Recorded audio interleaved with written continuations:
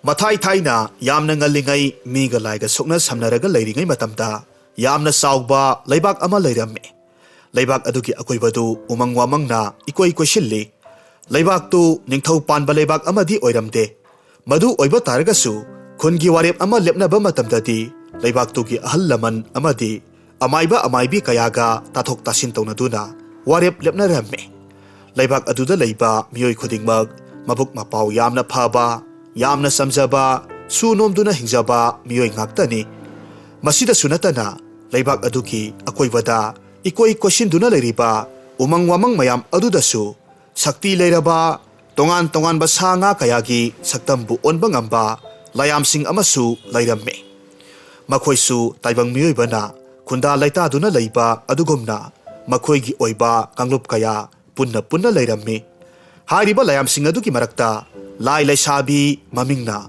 hiyainu kaubi amasu yauramme mahakti sakti amata siandabagumna atopa saktam amatasu onba ngamlamde hena ngakliba wafam amana mahaksi taibang miyoibagi saktamga sap manaramme karisu khenaba amata leiramde mahak taibang miyoiba maliba saktam adudagi hena atai atopa saktam amatadasu onba ngamlamde adubu mahaki mama mapa mabung mase mayamdi matam matamgi oiba sanga amadi linkang kaya marum onba ngamme tawbatabu makhoi mayamdudi taibang miyoiba amagumna makhoigi saktam aduga sap manana onbadi ngamlamde hiyainugi asigumba matawasida mahaki mama mapadudi mathwai yamna wajaramme hayeng mahaki tungi pusida kamdongna hingadage haina khanjarammi hiyainudi madugi ona tainavada mahakti taibang miyoibagi saktamga sap manabanina miyoibana khundaraga leiriba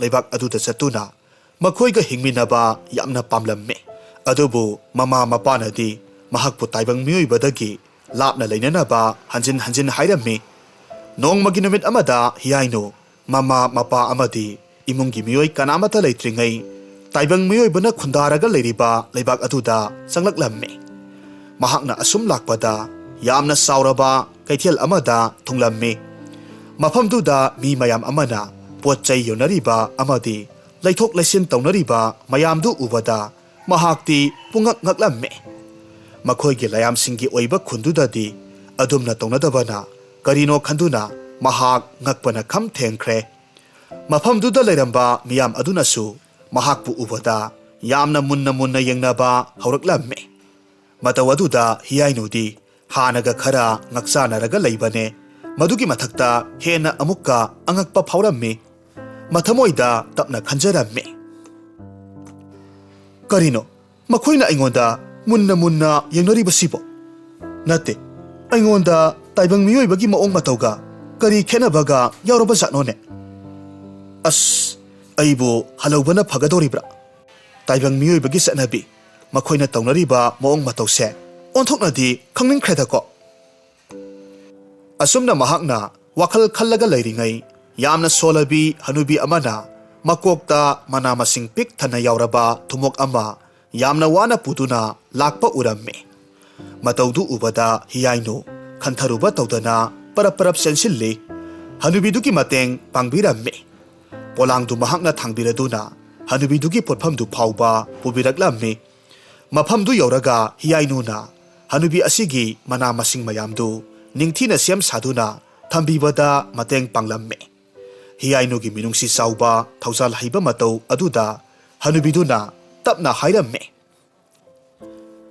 isu ibema nahakti onthoknasu minungsi saukredako nasakna maro lama phajariba larimbidu mangaire adu nahakpu ibokna hanasu amukta ukhidri isubu kadaidagi no aikhoigi thangnaba leibak asidagiga laklibro hiyainuna khomme hoi ibok mane ai thangnaba leibak tagini ado ibok nasu karigumba amata hangjageba mafam sida leiriba miyam asina aibu munna yengnariba sibu karigino ai sibu taibang miyoibaga mandrabaro ibok hanubiduna khomme isubu karigi taibang miyoiba maloidoribano sese ibok wa haigese makhoina nangbu ubada munna yengnaribado madudi ataigi nattene ꯏꯁꯨꯒꯤ ꯅꯁꯛ ꯅꯇꯧ ꯑꯗꯨꯗ ꯌꯦꯡꯅꯔꯤꯕꯅꯤꯅꯦ ꯅꯍꯥꯛꯀꯤ ꯐꯖꯔꯕ ꯁꯛꯇꯝꯗꯣ ꯇꯥꯏꯕꯪ ꯃꯤꯑꯣꯏꯕꯒꯤ ꯁꯛꯇꯝꯕꯨ ꯃꯥꯟꯗꯦ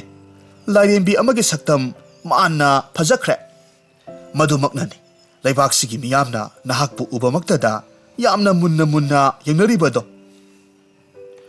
ꯋꯥꯐꯝꯁꯤ ꯇꯥꯕꯗ ꯍꯤꯌꯥꯏꯅꯨ ꯅꯣꯛꯐꯦꯠ ꯇꯧꯖꯩ ꯑꯗꯨꯒ ꯃꯈꯥ ꯇꯥꯅ ꯑꯃꯨꯛ ꯃꯈꯣꯏꯒꯤ ꯆꯠꯅꯕꯤꯒꯤ ꯃꯔꯝꯗ ꯑꯃꯨꯛ ꯍꯪꯒꯦ ꯍꯥꯏꯅ ꯈꯟꯖꯔꯝꯃꯤ ꯑꯗꯨꯕꯨ ꯃꯍꯥꯛ ꯋꯥꯈꯜ ꯃꯨꯟꯅ ꯈꯟꯊꯔꯒ ꯃꯗꯨꯒꯤ ꯃꯔꯝꯗꯗꯤ ꯍꯪꯂꯨꯗ꯭ꯔꯦ ꯃꯗꯨꯒꯤ ꯃꯍꯨꯠꯇ ꯅꯨꯡꯇꯤꯒꯤ ꯑꯣꯏꯅ ꯃꯐꯝꯁꯤꯗ ꯂꯥꯛꯂꯒ ꯃꯤꯌꯥꯝꯅ ꯇꯧꯅꯔꯤꯕ ꯅꯤꯇꯤ ꯅꯤꯌꯣꯝ ꯄꯨꯝꯅꯃꯛ ꯃꯍꯥꯛꯅ ꯈꯪꯅꯕ ꯍꯣꯠꯅꯔꯒꯦ ꯍꯥꯏꯅ ꯈꯟꯖꯔꯝꯃꯤ ꯃꯇꯧ ꯑꯁꯨꯝꯅ ꯍꯅꯨꯕꯤ ꯑꯗꯨꯒ ꯅꯨꯃꯤꯠ ꯑꯗꯨꯃꯗꯤ ꯋꯥꯔꯤ ꯋꯥꯇꯥꯏ ꯀꯌꯥ ꯃꯔꯨꯝ ꯁꯥꯟꯅꯔꯝꯃꯤ ꯍꯅꯨꯕꯤꯗꯨꯁꯨ ꯄꯣꯠꯐꯝ ꯐꯝꯕꯤ ꯑꯃ ꯑꯣꯏꯕꯅ ꯃꯍꯥꯛꯀꯤ ꯄꯣꯠꯐꯝ ꯑꯗꯨꯗ ꯍꯤꯌꯥꯏꯅꯨꯁꯨ ꯅꯨꯃꯤꯠ ꯑꯗꯨꯃ ꯂꯩꯗꯨꯅ ꯃꯈꯣꯏꯅ ꯇꯧꯅꯔꯤꯕ ꯅꯤꯇꯤ ꯅꯤꯌꯣꯝꯁꯤꯡꯗꯨ ꯈꯔ ꯃꯈꯩꯗꯤ ꯈꯪꯂꯝꯃꯤ ꯃꯇꯧ ꯑꯁꯨꯝꯅ ꯅꯨꯃꯤꯠ ꯇꯥꯁꯤꯜꯂꯛꯄꯗꯒꯤ ꯍꯤꯌꯥꯏꯅꯨ ꯃꯌꯨꯝꯗ ꯍꯜꯂꯛꯂꯝꯃꯤ ꯃꯌꯨꯝꯗ ꯍꯟꯕꯒꯤ ꯂꯝꯕꯤꯗ ꯃꯍꯥꯛꯅ ꯋꯥꯈꯜ ꯀꯌꯥ ꯑꯃ ꯈꯟꯖꯔꯝꯃꯤ ꯇꯥꯏꯕꯪ ꯃꯤꯑꯣꯏꯕꯒꯨꯝ ꯃꯍꯥꯛꯁꯨ ꯍꯤꯡꯅꯤꯡꯂꯝꯃꯤ ꯑꯗꯨꯅ ꯃꯍꯥꯛꯁꯨ ꯇꯥꯏꯕꯪ ꯃꯤꯑꯣꯏꯕꯒꯤ ꯆꯠꯅ ꯀꯥꯡꯂꯣꯟ ꯃꯈꯣꯏꯒꯤ ꯂꯝꯆꯠ ꯁꯥꯖꯠ ꯄꯨꯝꯅꯃꯛ ꯀꯨꯞꯊꯅ ꯈꯪꯂꯒꯦ ꯍꯥꯏꯅ ꯃꯊꯃꯣꯏꯗ ꯆꯞ ꯌꯨꯡꯅ ꯈꯟꯈꯤꯔꯝꯃꯤ ꯑꯁꯨꯝꯅ ꯋꯥꯈꯜ ꯈꯟꯅ ꯈꯟꯅ ꯑꯁꯨꯝ ꯂꯥꯛꯄꯗ ꯃꯌꯨꯝꯗ ꯊꯨꯡꯂꯝꯃꯤ ꯃꯇꯝ ꯑꯗꯨꯗ ꯍꯤꯌꯥꯏꯅꯨꯒꯤ ꯃꯃꯥ ꯃꯄꯥꯅ ꯃꯍꯥꯛꯄꯨ ꯉꯥꯏꯔꯒ ꯂꯩꯔꯝꯃꯤ ꯑꯗꯨꯒ ꯌꯥꯝꯅ ꯁꯥꯎꯅ ꯀꯔꯤ ꯃꯔꯝꯒꯤ ꯇꯥꯏꯕꯪ ꯃꯤꯑꯣꯏꯕꯒꯤ ꯂꯩꯕꯥꯛꯇ ꯆꯠꯂꯨꯔꯤꯕꯅꯣ ꯍꯥꯏꯅ ꯍꯪꯂꯝꯃꯤ ꯍꯤꯌꯥꯏꯅꯨꯁꯨ ꯃꯈꯥ ꯇꯥꯅ ꯃꯔꯩ ꯌꯦꯠꯅꯅꯤꯡꯗꯕꯅ ꯀꯔꯤꯁꯨ ꯈꯨꯝꯗꯅ ꯑꯗꯨꯃꯛ ꯂꯩ ꯑꯁꯨꯝꯅ ꯅꯨꯃꯤꯠꯇꯨ ꯍꯧꯈ꯭ꯔꯦ ꯃꯊꯪꯒꯤ ꯅꯨꯃꯤꯠꯇꯁꯨ ꯍꯤꯌꯥꯏꯅꯨ ꯏꯃꯨꯡꯒꯤ ꯃꯤꯑꯣꯏꯁꯤꯡꯅ ꯆꯠꯊꯣꯛꯈꯤꯕꯒꯤ ꯇꯟꯖꯥ ꯉꯥꯏꯗꯨꯅ ꯃꯈꯣꯏꯒꯤ ꯎꯃꯪꯗ ꯄꯥꯟꯕ ꯃꯅꯥ ꯃꯁꯤꯡ ꯐꯖ ꯐꯖꯔꯕ ꯍꯩ ꯔꯥ ꯈꯔ ꯍꯦꯛꯇꯨꯅ ꯀꯩꯊꯦꯜ ꯇꯝꯅ ꯂꯥꯛꯂꯝꯃꯤ ꯃꯍꯥꯛꯅ ꯂꯥꯛꯄ ꯃꯇꯝ ꯑꯗꯨꯗꯗꯤ ꯉꯔꯥꯡ ꯃꯍꯥꯛꯀ ꯊꯦꯡꯅꯈꯤꯕꯤ ꯍꯅꯨꯕꯤ ꯂꯩꯔꯥꯡꯗꯤ ꯍꯥꯟꯅꯅ ꯄꯣꯠꯐꯝ ꯐꯝꯂꯒ ꯂꯩꯔꯝꯃꯤ ꯂꯩꯔꯥꯡꯅ ꯍꯤꯌꯥꯏꯅꯨꯕꯨ ꯎꯕꯃꯛꯇꯗ ꯍꯔꯥꯎꯅ ꯀꯧꯁꯤꯜꯂꯝꯃꯤ ꯃꯍꯥꯛꯀ ꯄꯨꯟꯅ ꯐꯝꯃꯤꯟꯅꯗꯨꯅ ꯄꯣꯠ ꯆꯩꯁꯤꯡ ꯑꯗꯨ ꯌꯣꯟꯃꯤꯟꯅꯔꯝꯃꯤ ꯈꯨꯟꯒꯤ ꯄꯥꯈꯪ ꯃꯈꯩꯅꯁꯨ ꯍꯤꯌꯥꯏꯅꯨꯕꯨ ꯎꯕꯃꯛꯇꯗ ꯑꯄꯥꯝ ꯅꯨꯡꯁꯤ ꯐꯥꯎꯔꯗꯨꯅ ꯃꯍꯥꯛꯅ ꯌꯣꯟꯖꯔꯤꯕ ꯍꯩ ꯔꯥ ꯈꯔꯗꯨ ꯃꯨꯟꯅꯕ ꯃꯈꯩ ꯂꯩꯅꯔꯝꯃꯤ ꯃꯇꯧ ꯑꯗꯨꯗ ꯍꯤꯌꯥꯏꯅꯨꯗꯤ ꯃꯈꯣꯏꯅ ꯇꯧꯅꯔꯤꯕꯁꯤꯕꯨ ꯀꯔꯤꯅꯣ ꯍꯥꯏꯅ ꯈꯟꯕꯗ ꯑꯃꯨꯛꯀ ꯍꯦꯟꯅ ꯑꯉꯛꯄ ꯑꯣꯏꯔꯝꯃꯤ ꯑꯇꯩ ꯍꯩ ꯔꯥ ꯌꯣꯟꯕꯤꯁꯤꯡ ꯑꯁꯤꯗꯒꯤ ꯂꯩꯒꯦ ꯍꯥꯏꯕꯗꯤ ꯅꯤꯡꯗ꯭ꯔꯗꯨꯅ ꯃꯍꯥꯛꯅ ꯌꯣꯟꯖꯕ ꯈꯖꯤꯛ ꯈꯔꯛ ꯑꯗꯨꯕꯨ ꯐꯪꯕꯣꯏ ꯐꯪꯗꯕꯣꯏ ꯍꯦꯛ ꯃꯨꯟꯅꯗꯨꯅ ꯂꯩꯈꯤꯕꯗꯨꯗ ꯃꯍꯥꯛꯅ ꯃꯊꯃꯣꯏꯗ ꯈꯟꯖꯔꯝꯃꯤ ꯇꯥꯏꯕꯪ ꯃꯤꯑꯣꯏꯕ ꯍꯥꯏꯕꯁꯤꯗꯤ ꯑꯣꯟꯊꯣꯛꯅꯁꯨ ꯃꯤꯍꯧ ꯆꯥꯎꯕ ꯖꯥꯠꯅꯤꯀꯣ ꯐꯖꯕ ꯑꯩꯍꯥꯛꯄꯨ ꯎꯕꯗ ꯑꯊꯤꯕ ꯑꯁꯣꯟꯕ ꯑꯍꯜ ꯃꯌꯥꯝ ꯑꯁꯤꯅ ꯌꯣꯟꯖꯔꯤꯕ ꯍꯩ ꯔꯥ ꯑꯁꯤꯗꯤ ꯂꯩꯕꯤꯕ ꯇꯧꯗ꯭ꯔꯦ ꯑꯁꯨꯝ ꯍꯥꯏꯅ ꯈꯜꯂꯝꯃꯤ ꯃꯇꯧ ꯑꯁꯨꯝ ꯇꯧꯅ ꯅꯨꯡꯇꯤꯒꯤ ꯍꯤꯌꯥꯏꯅꯨꯅ ꯇꯥꯏꯕꯪ ꯃꯤꯑꯣꯏꯕꯒꯤ ꯀꯩꯊꯦꯜꯗ ꯂꯥꯛꯇꯨꯅ ꯍꯩ ꯔꯥ ꯃꯅꯥ ꯃꯁꯤꯡ ꯈꯔ ꯈꯔ ꯌꯣꯜꯂꯒ ꯃꯤꯑꯣꯏꯕꯒꯤ ꯆꯠꯅ ꯀꯥꯡꯂꯣꯟ ꯄꯨꯝꯅꯃꯛ ꯈꯪꯖꯤꯜꯂꯝꯃꯤ ꯑꯗꯨꯒ ꯃꯍꯥꯛ ꯃꯇꯝ ꯑꯌꯥꯝꯕꯗꯁꯨ ꯑꯁꯣꯟ ꯑꯅꯥ ꯑꯃꯗꯤ ꯂꯩꯇ ꯂꯥꯏꯔ ꯀꯌꯥꯒꯤꯁꯨ ꯃꯇꯦꯡ ꯄꯥꯡꯂꯝꯃꯤ ꯃꯔꯝ ꯑꯁꯤꯅ ꯀꯩꯊꯦꯜꯗꯨꯒꯤ ꯃꯤꯄꯨꯝ ꯈꯨꯗꯤꯡꯃꯛꯅ ꯍꯤꯌꯥꯏꯅꯨꯕꯨ ꯅꯨꯡꯁꯤꯕ ꯑꯃꯗꯤ ꯂꯨꯅ ꯇꯧꯕꯤꯔꯝꯃꯤ ꯑꯗꯨꯒ ꯃꯤꯌꯥꯝꯅꯁꯨ ꯃꯍꯥꯛꯁꯤ ꯑꯇꯣꯞꯄ ꯂꯩꯕꯥꯛ ꯑꯃꯗꯒꯤ ꯂꯥꯛꯄꯅꯤ ꯍꯥꯏꯅꯁꯨ ꯈꯟꯈꯤꯗ꯭ꯔꯦ ꯃꯈꯣꯏꯒꯤ ꯂꯩꯕꯥꯛ ꯑꯗꯨꯃꯛꯀꯤ ꯃꯤꯑꯣꯏ ꯑꯃꯒꯨꯝꯅ ꯌꯥꯝꯅ ꯅꯨꯡꯁꯤꯅ ꯂꯣꯏꯅꯕꯤꯔꯝꯃꯤ ꯑꯗꯨꯕꯨ ꯀꯅꯥ ꯑꯃꯠꯇꯅꯗꯤ ꯃꯍꯥꯛꯁꯤ ꯃꯤꯑꯣꯏꯕ ꯑꯃ ꯅꯠꯇꯦ ꯂꯥꯏ ꯅꯨꯔꯥ ꯂꯩꯁꯥꯕꯤꯅꯤ ꯍꯥꯏꯕꯁꯤ ꯈꯪꯖꯕ ꯅꯠꯇꯦ ꯍꯤꯌꯥꯏꯅꯨꯅ ꯃꯍꯥꯛꯁꯤ ꯊꯪꯅꯕ ꯈꯨꯟꯗꯒꯤꯅꯤ ꯍꯥꯏꯈꯤꯕ ꯑꯗꯨꯅ ꯃꯍꯥꯛꯀꯤ ꯃꯌꯨꯝ ꯂꯩꯐꯝ ꯑꯗꯨꯁꯨ ꯀꯅꯥ ꯑꯃꯠꯇꯅ ꯍꯪꯂꯝꯗꯦ ꯑꯁꯨꯝꯅ ꯅꯨꯃꯤꯠ ꯀꯌꯥ ꯑꯃ ꯍꯧꯈ꯭ꯔꯦ ꯅꯣꯡꯃꯁꯨ ꯍꯤꯌꯥꯏꯅꯨ ꯀꯩꯊꯦꯜꯗꯒꯤ ꯃꯌꯨꯝꯗ ꯍꯜꯂꯛꯂꯝꯃꯤ ꯅꯨꯃꯤꯠ ꯑꯗꯨꯃꯗꯤ ꯐꯅꯁꯨ ꯊꯦꯡꯂꯕꯅꯤ ꯃꯇꯝ ꯑꯗꯨꯗ ꯍꯤꯌꯥꯏꯅꯨꯒꯤ ꯃꯄꯥꯅ ꯌꯥꯝꯅ ꯁꯥꯎꯅ ꯍꯥꯏꯔꯝꯃꯤ ꯏꯄꯥꯒꯤ ꯏꯕꯦꯝꯃ ꯍꯤꯌꯥꯏꯅꯨ ꯀꯔꯤꯅꯣ ꯅꯍꯥꯛꯅ ꯇꯧꯔꯤꯕꯁꯦ ꯏꯄꯥꯅ ꯅꯍꯥꯛꯄꯨ ꯇꯥꯏꯕꯪ ꯃꯤꯑꯣꯏꯕꯗꯒꯤ ꯂꯥꯞꯅ ꯂꯩꯌꯨ ꯍꯥꯏꯗꯨꯅ ꯀꯌꯥꯔꯛ ꯍꯥꯏꯈ꯭ꯔꯕ ꯅꯠꯇ꯭ꯔꯥ ꯃꯗꯨꯗꯁꯨ ꯅꯍꯥꯛꯅ ꯏꯄꯥꯒꯤ ꯋꯥꯕꯨ ꯊꯑꯣꯏꯗꯗꯨꯅ ꯀꯔꯤꯒꯤ ꯑꯗꯨꯝꯅ ꯂꯝꯀꯦꯠ ꯂꯝꯍꯥꯏꯕꯤ ꯑꯣꯏꯔꯤꯕꯅꯣ ꯇꯥꯏꯕꯪ ꯃꯤꯑꯣꯏꯕ ꯍꯥꯏꯕꯁꯤꯗꯤ ꯀꯂꯛ ꯆꯥꯎꯕꯅꯤ ꯃꯈꯣꯏꯒꯤ ꯑꯣꯏꯖꯕꯇ ꯊꯤꯕꯅꯤ ꯃꯈꯣꯏꯒꯤ ꯃꯔꯝꯆꯠꯀ ꯑꯩꯈꯣꯏꯒꯤ ꯂꯌꯥꯝꯁꯤꯡꯒꯤ ꯑꯣꯏꯕ ꯂꯝꯆꯠꯀꯗꯤ ꯃꯥꯟꯅꯕ ꯍꯧꯅꯗꯦꯅꯦ ꯑꯗꯨꯅ ꯅꯍꯥꯛ ꯉꯁꯤ ꯍꯥꯏꯔꯤꯕ ꯅꯨꯃꯤꯠꯁꯤꯗꯒꯤ ꯃꯤꯑꯣꯏꯕꯒꯤ ꯂꯩꯕꯥꯛꯇ ꯑꯃꯨꯛ ꯍꯟꯅ ꯆꯠꯂꯨꯕ ꯌꯥꯔꯣꯏ ꯀꯔꯤꯒꯨꯝꯕ ꯍꯟꯗꯛ ꯏꯄꯥꯅ ꯍꯥꯏꯔꯤꯕꯁꯤꯗ ꯅꯍꯥꯛꯅ ꯊꯋꯥꯏ ꯋꯥꯑꯣꯏꯗ꯭ꯔꯕꯗꯤ ꯏꯄꯥꯅ ꯄꯤꯔꯛꯄ ꯆꯩꯔꯥꯛ ꯈꯨꯗꯤꯡꯃꯛ ꯅꯁꯥꯅ ꯌꯥꯅ ꯂꯧꯒꯗꯕꯅꯤ ꯍꯤꯌꯥꯏꯅꯨꯅ ꯈꯨꯝꯃꯤ ꯏꯄꯥ ꯏꯕꯨꯡꯉꯣ ꯅꯃꯣꯝ ꯑꯩꯍꯥꯛꯄꯨ ꯋꯥꯔꯧꯕꯤꯒꯅꯨ ꯑꯁꯥꯎ ꯈꯥꯝꯕꯤ ꯃꯩꯍꯧꯕꯤꯈꯤꯅꯨ Nasagi oiba pukninggi warol kharadangsu tabikho. Namom aihakti khoyom layam singumna itik igunsu amata senjade. Sakti su yaujade. Nasana ngamjaba haibabu layam singdagi tongan taduna taibang miyoiba amagi saktamga sap manaba asini. Aduna ipa ibungo namom oibi aigi wakhalna khanjabada aihaksi khoyom layam singi marakta laigadaba natte. Taibang miyoiba singi marakta oina hingadabani haina khanjaido. Madumakna namomnasu taibang miyoibagi satna kanglon pumnamak khangba ngamnanaba honajaribani. Aduga ipa ibungo aihaki apamba asibusu ipa ibungo na yabiyudo. Ipagi hiyainu yengu ipa wa haige. Nahaki natik nagundu hayengwai nangi matam saraklaba matamda soidanamak nasaga sanaba saktido yaujarakadawribani. Matamdu yaudriba phawbadi nahakna ngaiba tabani. Aduga ipana nangonda amukasu hanna haribasini. Nahak taibang miyoibagi marakta tingi haina khak ninganu. Adubu hiyainudi mapana haribadu karisu taramde. Magi thokpa mahakti taibang miyoibaga adumak loinagani haiduna khanduna laiki. Maramaduna nungti numit khudingi kaithel kaduna miyoiba amagumna mana masing haira yonba leptana adumak taurammi. Laibak aduki pakhang ayambanadi hiyainubu nungsi pami haiduna koitan tanaba phawba yaudaba natte. Tauriba mayam aduda hiyainugi mama mapadi tasengna masagidamak mipairammi. Makhoigi wakhalda karigumba masanupi asina taibang miyoiba amaga nungsi marida khongdaduna yumban minakrabadi yamna sauna asoiba oiraklagani haina khalammi. Maram asina nongma hiyainuna kaithel kakhringaida mahaki mama mapa amadi mase mabungna punna asumna wa tanaramme. Hiyainugi mapana hairammi. Hai nakhoi mayam punna taw. Isa hiyainu sei taibang miyoiba singi maraktagi pakhang amatanga khangnahanba yade. Madu thoktanaba nakhoina tongan tonganba jiba panba kayagi saktam lauduna mahakpu kupthana senagadabani. Mahakti taibang miyoibaga loinaningbana makhoiga hena naksinanaba honaribani. Adubu aikhoina tawgadabadi mahakki manak naksilaknanaba honariba pakhangsingdo makhoigi masada akiba kayama phahongadabani. Adum tawragadi makhoinasu hiyainugi manakta naksinba kidawribani. Asumna hiyainugi imungna tongan tongan basaklon lauduna hiyainubu koisen senaramme. Matam khara haukhre nongma atopa lebaktagi firol yonba mairaba kauba pakhang amakhak laklamme. Mahaksu hiyainuna potpham phamliba kaithelduda mahaki purakliba firol singdu yollaga leirammi. Tanza adumaktada hiyainudu hanagi matawgumna makokta heira amadi manamasing thanna yauraba polang ama puduna laklamme. Aduga mahaki potphamduda yonanaba sem sarammi. Mairabadi hiyainu ubada pumngau ngaukhre. Mahaki pochai adu phawba yongani haiba kauba makai hiyainugi manakta changsinduna yoliba pochai singadu mahakna loinamak leirammi. Hiyainugasu ngaihak wari watai sanaramme. Nupadugi singlemba nolokpa maong mataw amadi phajaba lamchat sajat aduna hiyainugi thamoidasu mairababu yamna nungsiba phawraklamme. Asumna numit adudagi mairaba amadi hiyainu marup oina loinaba haurakki. Mairabasu mahaki phi yonba laktabasu kaithelda hiyainugi manakta toina toina laklamme. Aduga matam ayambada hiyainuga wari watai sanaramme. Hiyainusu mayamna yamna nungsibi nupi ama oibana makhoina mairabaga mahaka loinabada karisu lana uramde. Asumna asum loinarakpa asida makhoi anigi marisi sesinnarakpagum tawramme. Aduga oirakliba thawdok asimak hiyainugi imung manungnasu loinamak khanglibani. Nongmadi mairabadu hiyainugi manakta wari saraga phamlamme. Hairiba matamdu numit taramdaigi mamli mamli tawrakpa matamni. Hiyainu mayumda hangadabagi sem saramme. Tanja asida mairabana hairamme. Hiyainu masidi matam sisu phana thengkhre. Asukpa umang phawraga nupina tomta chatkibado kaya nungaigadaba mande.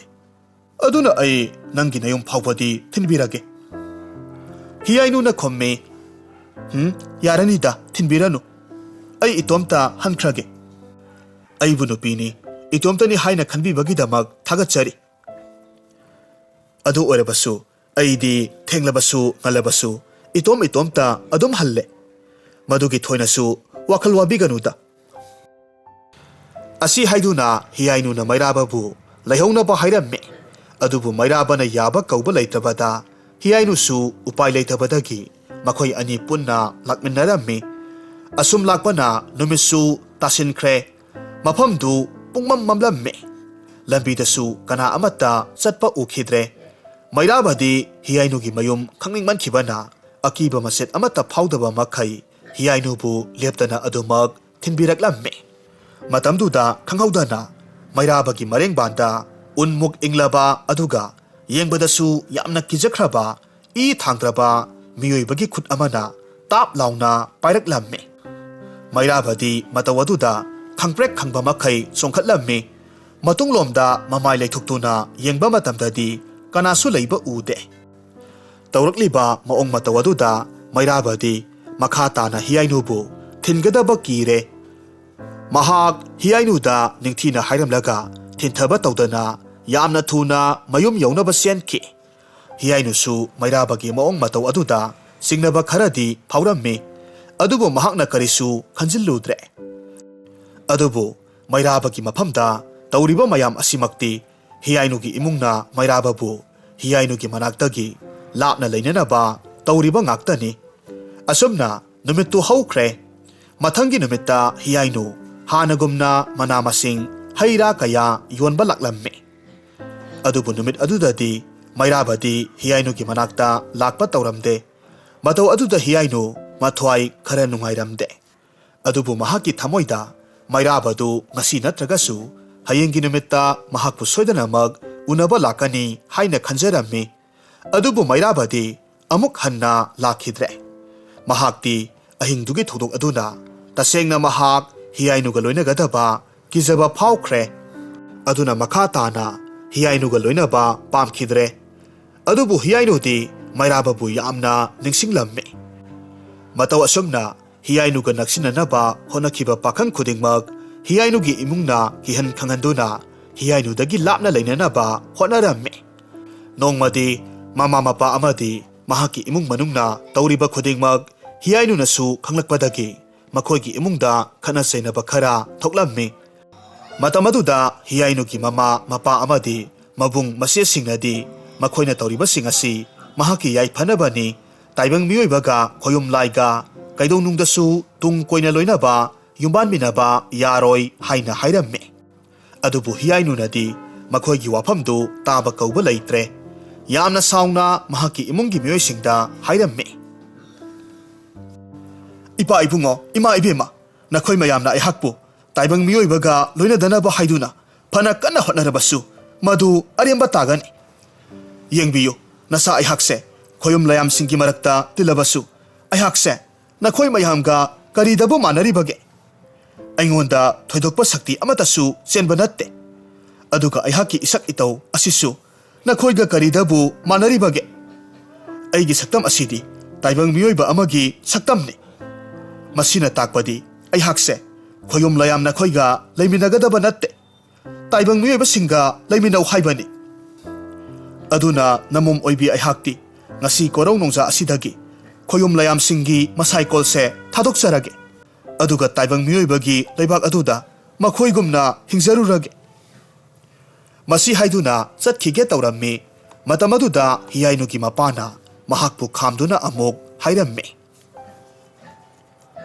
ꯍꯥꯏ ꯏꯄꯥꯒꯤ ꯏꯃꯣꯝ ꯅꯍꯥꯛ ꯑꯃꯨꯛꯇ ꯉꯥꯏꯈꯣ ꯏꯄꯥꯅ ꯅꯉꯣꯟꯗ ꯍꯥꯟꯅꯁꯨ ꯍꯥꯏꯈ꯭ꯔꯕꯗꯨꯅꯤ ꯅꯍꯥꯛꯀꯤ ꯊꯣꯏꯗꯣꯛꯄ ꯁꯛꯇꯤ ꯑꯗꯨꯗꯤ ꯍꯌꯦꯡ ꯅꯪꯒꯤ ꯃꯇꯝꯗꯨ ꯂꯥꯛꯂꯕ ꯀꯥꯟꯗꯨꯗ ꯐꯪꯂꯛꯀꯗꯧꯔꯤꯕꯅꯤ ꯅꯍꯥꯛꯅ ꯀꯔꯤꯒꯤ ꯑꯗꯨꯛ ꯇꯍꯥꯗꯨꯅ ꯑꯗꯨꯒꯨꯝꯕ ꯑꯣꯏꯊꯣꯛꯂꯔꯣꯏꯗꯕ ꯋꯥꯔꯦꯞ ꯑꯗꯨꯕꯨ ꯂꯧꯔꯤꯕꯅꯣ ꯍꯥꯏ ꯏꯄꯥꯅ ꯍꯥꯏꯔꯤꯕꯁꯤꯅꯤꯀꯣ ꯅꯍꯥꯛꯅ ꯍꯧꯖꯤꯛ ꯊꯥꯡꯖꯤꯜꯂꯤꯕ ꯈꯣꯡꯊꯥꯡꯗꯣ ꯍꯟꯗꯣꯛꯎ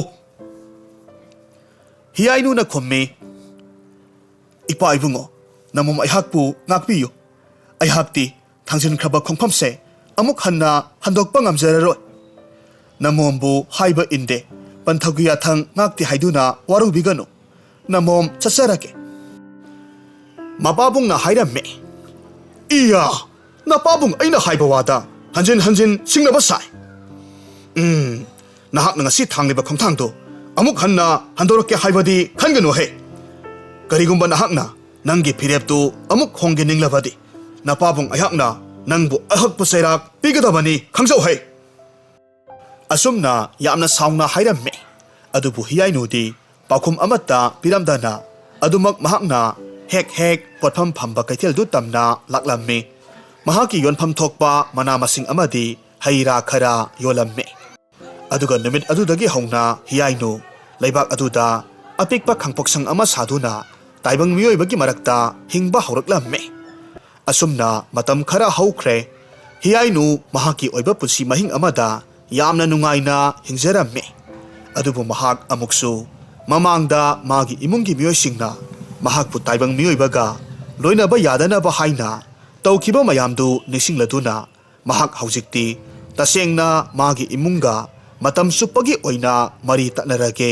ꯍꯥꯏꯅ ꯈꯜꯂꯝꯃꯤ ꯃꯔꯝ ꯑꯁꯤꯃꯛꯅ ꯅꯣꯡꯃꯗꯤ ꯃꯍꯥꯛ ꯃꯈꯣꯏꯒꯤ ꯎꯃꯪ ꯑꯗꯨꯃꯛꯇꯗ ꯂꯩꯕ ꯈꯣꯌꯨꯝ ꯂꯥꯌꯥꯝꯁꯤꯡꯒꯤ ꯃꯀꯣꯛ ꯑꯣꯏꯔꯤꯕꯤ ꯂꯥꯏꯔꯦꯝꯕꯤꯒꯤ ꯃꯁꯥꯏꯀꯣꯜꯗ ꯂꯥꯛꯂꯝꯃꯤ ꯂꯥꯏꯔꯦꯝꯕꯤ ꯑꯗꯨꯗꯤ ꯇꯥꯏꯕꯪ ꯃꯤꯑꯣꯏꯕꯁꯤꯡꯅꯁꯨ ꯏꯔꯥꯠ ꯊꯧꯅꯤꯖꯕ ꯂꯥꯏꯔꯦꯝꯕꯤ ꯑꯃ ꯑꯣꯏꯕꯅ ꯃꯍꯥꯛꯇꯤ ꯅꯨꯡꯅ ꯁꯥꯕ ꯃꯤꯇꯝ ꯑꯃꯒꯤ ꯁꯛꯂꯣꯟ ꯂꯧꯗꯨꯅ ꯃꯍꯥꯛꯀꯤ ꯃꯁꯥꯏꯒꯣꯜꯗꯨꯗ ꯂꯦꯡꯗꯅ ꯑꯗꯨꯃꯛ ꯂꯩꯔꯝꯃꯤ ꯍꯤꯌꯥꯏꯅꯨ ꯃꯐꯝꯗꯨ ꯌꯧꯔꯕꯗ ꯈꯨ ꯀꯨꯟꯊꯗꯨꯅ ꯃꯈꯨꯠ ꯑꯅꯤ ꯂꯣꯟꯅꯔꯒ ꯌꯥꯝꯅ ꯊꯃꯣꯏ ꯁꯦꯡꯅ ꯂꯥꯏꯔꯦꯝꯕꯤ ꯑꯗꯨꯕꯨ ꯊꯧꯅꯤꯖꯔꯝꯃꯤ ꯂꯥꯏꯔꯦꯝꯕꯤꯅꯁꯨ ꯁꯥꯐꯣꯡꯂꯛꯇꯨꯅ ꯃꯍꯥꯛꯄꯨ ꯀꯧꯕꯒꯤ ꯃꯔꯝ ꯍꯪꯂꯝꯃꯤ ꯃꯇꯝ ꯑꯁꯤꯗ ꯍꯤꯌꯥꯏꯅꯨꯅ ꯃꯍꯥꯛ ꯑꯃꯗꯤ ꯃꯍꯥꯛꯀꯤ ꯏꯃꯨꯡꯒꯤ ꯃꯤꯑꯣꯏꯁꯤꯡꯒ ꯂꯩꯅꯔꯤꯕ ꯃꯔꯤꯁꯤ ꯃꯇꯝ ꯆꯨꯞꯄꯒꯤ ꯑꯣꯏꯅ ꯇꯠꯍꯟꯕꯤꯔꯣ ꯍꯥꯏꯅ ꯍꯥꯏꯖꯔꯝꯃꯤ ꯃꯍꯥꯛꯀꯤ ꯋꯥꯁꯤ ꯇꯥꯕꯗ ꯂꯥꯏꯔꯦꯝꯕꯤ ꯑꯗꯨꯅ ꯇꯞꯅ ꯑꯃꯨꯛ ꯈꯨꯝꯂꯛꯂꯝꯃꯤ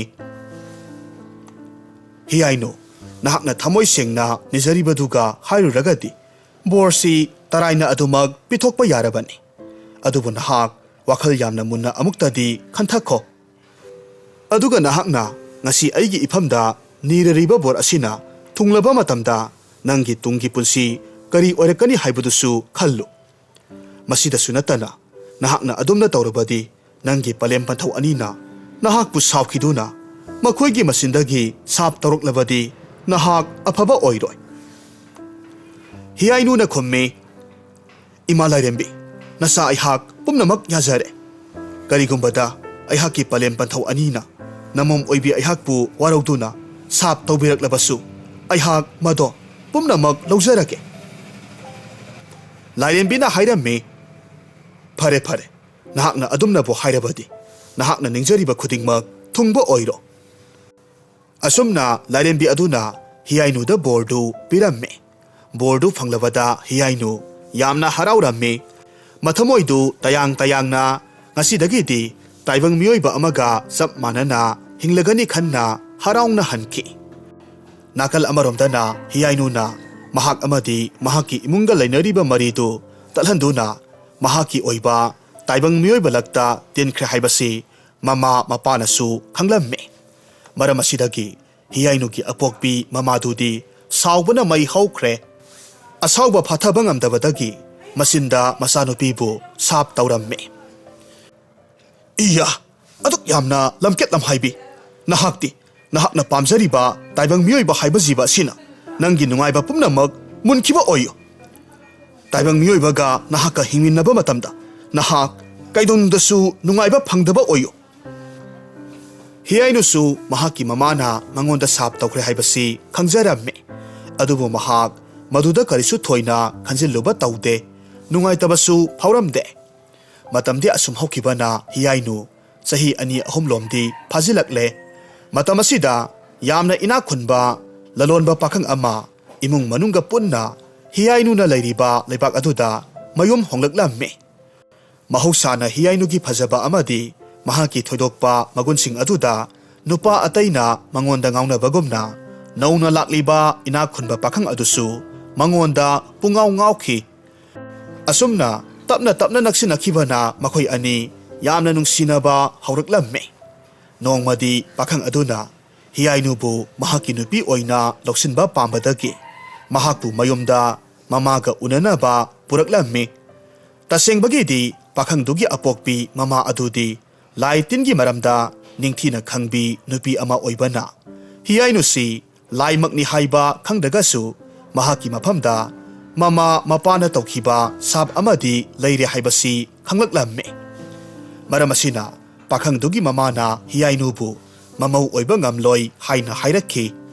Pakhang adusu mamana yadrabaduda upai leitre hiyainu-ga adumak kainarammi. Oirakliba mataw asida hiyainu mamana tawkhiba sabtu phangle haina khanbada mahak mathwai wajarammi. Mitkup amatasu mahak pothafam khanglamde. Asumna nongmagi numidang wairam amada hiyainu turel mapanda phamduna thawai nungaitana leirammi. Tanza asimaktada yamna singliamlaba khonjel amana hiyainu-da mahakna nungaitana leiribadugi maram hanglaklammi. Hiyainu-su nupadugi chamjaba matawaduda mahaki nungaitaba pumnamak tamlammi. Nupa adunasu hiyainu-gi pukningbu thogatpiraduna wari watai kaya marum sarammi. Asumna thengnakhiba mitkuptagi singkhai amadi hiyainu marup ama oina loinaraklammi. Adubu matamna asum purakpana makoini yamna setna nungsinnaraklammi. Aduga singkhaigidi mama mapa kanamata leitabana mahakna apambagi matung inna hiyainu-bu magi nupi oina loksilagi haina khalammi. Hiyainu-su singkhaigi wareptu tabada yamna haraurammi. Matam kuinadagi awabatana mahaki masaruk oijarakpadu haujikti nungaibagi saihau amada amuk khongdagadawre khanbada mahak yamna haraurammi. Asumna singkhai amadi hiyainu leibak miyam sangduna yamna saungna luhonglammi. Makhoi anigi luhongba numittu miyamna kumhai oinasu yengnarammi. Luhongba loiraba matung hiyainu amadi singkhai luhongbagi koilang langba aduda waraduna pothanaba haiduna tawrakpa matamdadi hiyainu-gi masada karino khangdaba yamna nungaitaba ihul amakhak phauraklammi. Khanghaudana hiyainu yamna saukhraba lairen amada onthoraklammi. Mataw aduda singkhaidi kiman khraduna koirau laurammi. Yumgi mapan tamna senthokhi. Mahakna adumna tawbaduda thangnabada leiriba leikaidugi miyoisingna makhoiromda sangnaraklammi. Matamasida hiyainu-na lairen onduna leiramba aduda makhoisu pakhatpana loikre. Adum oinamak lairen aduna makhoida karisu tawraktraba aduda khulgi ahal laman kharana makhoigi leibak adumaktada leiriba yamna phauraba laiga pangkhak oiraba amaiba ama kauduna oirakliba phibamsigi matangda yenghallammi. Ngaihak laitin khurum thoktuna yenglaba matungdadi amaibaduna hiyainu-gi asengba punsi wari khangladuna miyamda liduna khanghallammi. Haujikti hiyainu-si khoyum lai ama oibana mahaki sakti pumnamak saphonglakpa haurabani haina hairammi. Aduga amuk makha tana maibaduna singkhaida hairaklammi. Ibungo singkhai nahakisu nathamoida aronba kharadi leiri. Nahaki phatraba wakhalonduna maram oiraga ngasidi lairenbi hiyainu-na saphonglakpani. Aduna nahaki naraldu haidoksaduna miyam mamangda nasagi naraldu yazake haibra natragana aina oina adumak haidoraklo haibra. Masidagi singkhai mamaidu ingang ngangba makhai asumna tapna hairammi.